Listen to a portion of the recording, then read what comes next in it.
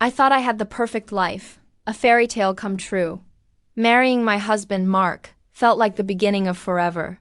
He was a widower with a son, Leo, who was just about to head off to college when we got married.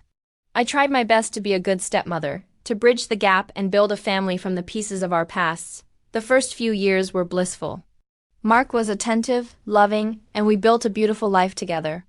Leo would visit during holidays, and things seemed fine, if a little distant. He was always polite, but there was a wall I could never quite break through. I just figured it was typical step-parent stuff, that it would take time. Then, things started to change. Mark began working late more often. His phone became an extension of his hand, always face down, always locked. The laughter we shared dwindled into polite, strained conversations. The warmth in his eyes was replaced by a kind of distracted indifference. I felt a cold knot of dread tightening in my stomach. I tried to talk to him, to ask what was wrong, but he would just brush it off. "Just stress from work," he'd say. "You're imagining things." But I knew I wasn't. The distance between us was growing into a canyon, and I was standing on one side completely alone. I felt like I was going crazy, questioning my own sanity. Was I being too sensitive? Was I the one pushing him away? The self-doubt was eating me alive. The final year of Leo's college was when everything shattered. He came home for the summer, and the atmosphere in the house became even more tense. Mark seemed on edge every time Leo was around, and Leo, he wouldn't even look me in the eye. I tried to organize family dinners, movie nights, anything to recapture the feeling of a family. But my efforts were always met with excuses. One evening I made Mark's favorite dinner. I waited and waited. Hours passed. I called his phone, and it went straight to voicemail. Around midnight I heard the front door open. He stumbled in, reeking of alcohol and a perfume that wasn't mine. When I confronted him, a huge fight erupted. He yelled that I was suffocating him, that he needed space. He packed a bag and stormed out, saying he was staying at a hotel to clear his head. I spent the night crying on the kitchen floor, my perfect life crumbling around me. The next day, the house was eerily silent. Leo was in his room, the door closed. Mark wasn't answering my calls or texts. I was a wreck, but I knew I couldn't just fall apart. I decided to do some laundry to keep my hands busy, to stop my mind from spinning. I gathered the clothes, including the ones Mark had left behind in his haste. As I was emptying the pockets of his jeans, my fingers brushed against a small folded piece of paper. It was a receipt. A hotel receipt. But it wasn't for the night he left. It was from 2 weeks prior. And it was for a room for two. My heart stopped. It was undeniable proof. He had been lying to me for who knows how long. The pain was sharp, a physical blow that took my breath away. All the little signs, the late nights, the secret phone calls, they all clicked into place. I wasn't crazy. I had been right all along. I felt a surge of anger I'd never experienced before. I needed answers. I marched upstairs, my mind a blur of betrayal and rage. I was heading to our bedroom to find more proof, more anything when I passed Leo's room. The door was slightly ajar. I heard voices, whispers. I recognized Mark's voice immediately. My blood ran cold. Why was he here? He was supposed to be at a hotel. What was he doing whispering in Leo's room? A horrible, sick feeling washed over me. I crept closer to the door, my heart pounding in my ears. I couldn't make out the words, just the low, intimate murmur of their voices. Every instinct screamed at me to walk away, to pretend I hadn't heard anything.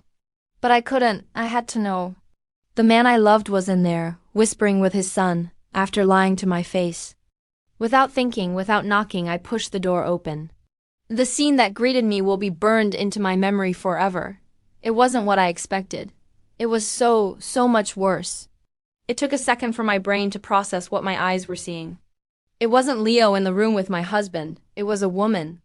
A young woman, with long blonde hair, sitting on the edge of Leo's bed. And Mark was kneeling in front of her, holding her hands, his expression a mixture of desperation and something that looked terrifyingly like love. They both froze, their heads snapping towards me. The woman looked startled, but Mark.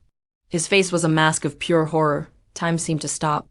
The silence in the room was deafening, broken only by my own ragged breathing. "What is this?"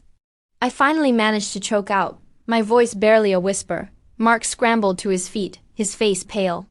Sarah, it's not what you think, he stammered, the classic pathetic line of every cheater caught in the act. The woman just sat there, looking down at her hands. Then she looked up at me, and in that moment, I recognized her. I had seen her picture on Leo's social media. It was his girlfriend. His long-term girlfriend, the one he was supposedly planning a future with. The floor seemed to drop out from under me. My husband wasn't just cheating on me, he was cheating on me with his own son's girlfriend. In his own son's bedroom, the depravity of it was staggering. It was a level of betrayal I couldn't have even imagined. I just turned and walked away. I couldn't speak, I couldn't scream, I couldn't cry. I was completely numb. I walked out of the house, got in my car, and just drove.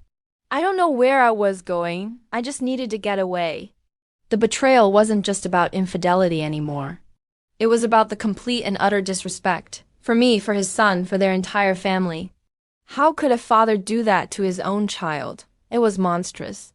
The days that followed were a blur. I stayed with a friend, ignoring the hundreds of calls and texts from Mark.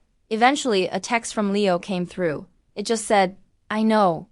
I'm so sorry." That's when the numbness finally broke, and the tears came. The poor boy. His father and his girlfriend had betrayed him in the most horrific way imaginable. I filed for divorce immediately. There was no discussion, no second chances. Mark tried to explain, to apologize, but his words were meaningless. His actions had shown me who he truly was, a man capable of unimaginable selfishness and cruelty. The divorce was messy, but I got through it. I never spoke to Mark again after the papers were signed. I did speak to Leo once. He called to apologize again, as if any of it was his fault. He told me he had broken up with his girlfriend, of course, and that he hadn't spoken to his father since that day. I could hear the pain in his voice, and my heart broke for him. He was the biggest victim in all of this. It's been a few years now. Rebuilding my life has been the hardest thing I've ever had to do. The trust I once had in people is shattered, and some days are still a struggle. But I'm healing. I learned that sometimes the people you love the most can hurt you the deepest, but you have to find the strength to walk away and save yourself. The fairy tale ended, but I survived. And I'm slowly learning how to write my own happy ending, on my own terms. Thank you for listening to my story. If you've ever been through something similar, know that you're not alone and you have the strength to get through it. Don't forget to subscribe for more true stories.